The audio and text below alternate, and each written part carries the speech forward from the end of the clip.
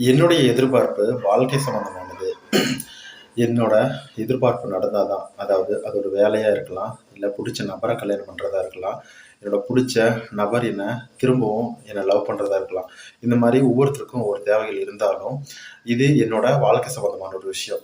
இதுக்காக நான் law of attraction use பண்றேன். ஆனா, எனக்கு எதுவுமே நடக்கல அப்படின்னு நெனைக்கிறீங்களா? இல்ல ரொம்ப நாளா யூஸ் பண்ணி எதுவும் நடக்கல அப்படின்னு சொல்ற ஆளா? உங்களுக்கு தான் இந்த வீடியோ. அதாவது முழுமையா நான் இத சொல்றேன். முழுமையா கேளுங்க.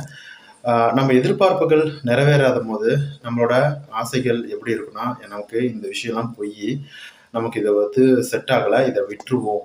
இது பொய். எல்லாரும் சொல்றத நான் என்னால ஏத்துக்க முடியல அப்படின்னு நீங்க இருப்பீங்க. பொதுவா ஈர்ப்பு விதிய நம்ம செக் பண்ணணும் அப்படின்னா, நீங்க ஒரு காஃபிய எதிர்பாருங்க. ஒரு ஏணியில ஏற ட்ரை பண்ணுங்க. பட்டாம்பூச்சி பாருங்க. இதெல்லாம் உங்களுக்கு ஒர்க் ஆகுச்சு அப்படின்னா, ஈர்ப்பு விதியும் உங்களுக்கு ஒர்க் ஆகும் அப்படின்னு சொல்லுவாங்க. நெறைய பேர் கேள்விப்பட்டிருப்பீங்க. அத செஞ்சும் பார்த்து சக்சஸும் அடைஞ்சிருப்பீங்க. ஆனா, இதெல்லாம் பண்ணாலும் உங்களோட எதிர்பார்ப்புகள் மட்டும் நடக்கல. அதுக்கு என்ன காரணம் அப்படின்னு தெரிஞ்சுக்கணுமா? முழுமையா இன்னும் கொஞ்சம் கேளுங்க. அதாவது நீங்க எதிர்பார்த்த அந்த டெஸ்ட் பண்ணணும் அப்படின்னு நெனைச்ச விஷயத்துக்காக, நீங்க அத நெனைச்சுட்டு, விட்டுட்டு போயிட்டீங்க. அதாவது அது நடந்தாலும், நடக்கலனாலும் உங்களுக்கு கவலை இல்ல. அத ஒரு பெருசா எடுத்துக்கல. அது உங்களுக்கு சக்சஸ்ஃபுல்லா நடந்து முடிஞ்சிருச்சு. அதுவே நீங்க வாழ்க்கையே இதுதான் அப்படின்னு நினைக்கக்கூடிய ஒரு விஷயம் உங்களுக்கு நடக்குமா நடக்காதா அப்படிங்கிற பயம் இருக்கு. நடக்கலைன்னா நான் என்ன பண்றது? நடக்காம போயிட்டா என்ன பண்றது?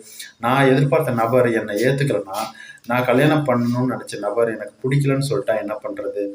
இந்த மாதிரி அது நடக்கிறதுக்கு முன்னாடியே அதோட ரிசல்ட்டை நினைச்சு பயப்படுறீங்க. அதுவும் ரொம்ப மோசமா. இதனால தான் உங்களுக்கு எந்த ஒரு விஷயமும் நடக்கிறது இல்ல. ஒண்ணு மட்டும் சொல்லிக்கிறேன். உங்களுக்கு நம்பிக்கை இருந்தா நடக்கும். அதே மாதிரி உங்களுக்கு இந்த ஈர்ப்பு விதி உண்மைன்னு தோணுச்சு அப்படின்னா, நீங்க ட்ரை பண்ணுங்க. இல்ல இதெல்லாம் எனக்கு நடக்காது, என்னால முடியாது, எனக்கு வராது அப்படின்னு நினைச்சீங்கன்னா, நீங்க ஈர்ப்பு விதி அப்படிங்கிற ஒரு விஷயமே ட்ரை பண்ணாதீங்க. என்னதான் இருந்தாலும் ஈர்ப்பு விதி அப்படிங்கிறது ஒரு பக்கம் ஒர்க் ஆகிட்டு தான் இருக்குது. நம்புறவங்க அதை கண்கூட பார்க்குறாங்க. நம்பாதவங்க அதை முழுமையா பார்க்கறது இல்லை. இதுதான் ரொம்ப ரொம்ப எளிமையான விளக்கம். சரியா?